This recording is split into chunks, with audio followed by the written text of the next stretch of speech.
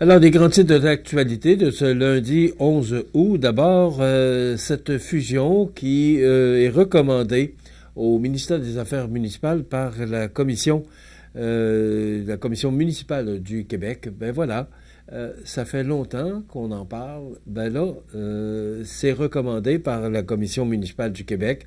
Alors, le ministre, la ministre des Affaires municipales et de l'Habitation du Québec aura à prendre une décision, mais lorsque la commission municipale du Québec recommande, parce que, bon, il y a eu des rencontres, il y a un rapport qui a été déposé, il y a une demande officielle qui a été demandée par les 3 municipalités, après quoi il y a eu des consultations publiques, et là, comme la commission municipale du Québec ne voit pas d'inconvénient à ce que se tienne cette fusion, ben, elle recommande à la ministre de prendre la décision ou recommande, elle peut pas prendre, ou dire à la ministre de prendre la décision, mais quand même, c'est un peu ce qu'elle lui dit, elle l'aide à prendre la décision.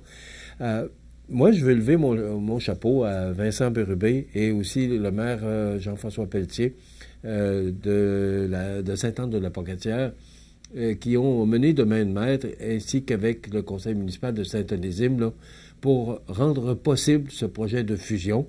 Bon, et tout le monde a été consulté. On sait que, et c'est ce qu'on dit dans le rapport de la commission municipale du Québec, là, que certains résidents de Saint-Onésime étaient peut-être un petit peu plus réticents et demandaient soit un statu quo ou encore un référendum.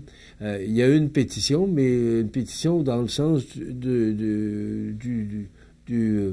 la démocratie, que c'était plus dans ce sens-là. En tout cas, c'est ce que j'ai compris dans le rapport. Mais tout ça là reste positif et je pense qu'on n'a pas fini de voir ce genre de projets-là qui seront présentés à la commission municipale du Québec parce que, bon, on le dit dans le rapport, c'est que il y a beaucoup il y a des problèmes de recrutement de main-d'œuvre, les dépenses. On peut peut-être réussir. Ça, j'en doute un petit peu plus, mais quand même, ça reste à voir. Justement, le fait qu'on soit plusieurs municipalités regroupées, qu'on puisse économiser au niveau du compte de taxes, mais quand même, parce que les dépenses restent pour chacune des municipalités.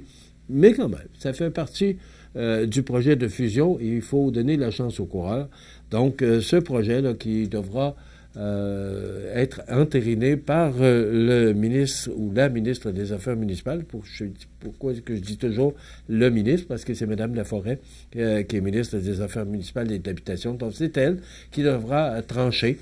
Mais j'ai l'impression qu'avec le rapport qui a été soumis par la Commission municipale du Québec, j'ai l'impression que c'est une question que de dire, ben oui, je signe. J'ai l'impression qu'il n'y aura pas d'opposition du côté de la ministre. Et aussi, ben, un festival d'art vivant qui a fait vibrer le Kamouraska, ben, ça a été un bel événement. C'est la 3e édition. C'est tout près de 5000 participants ou festivaliers qui se sont réunis. Alors, ça fait 3 ans et ça fait 3 ans que ça augmente toujours. Donc, il faut pas se surprendre que déjà, on annonce l'édition 2026. Ben voilà, ça complète. Demain, on vous propose la chronique Bouffard Sport, entre autres.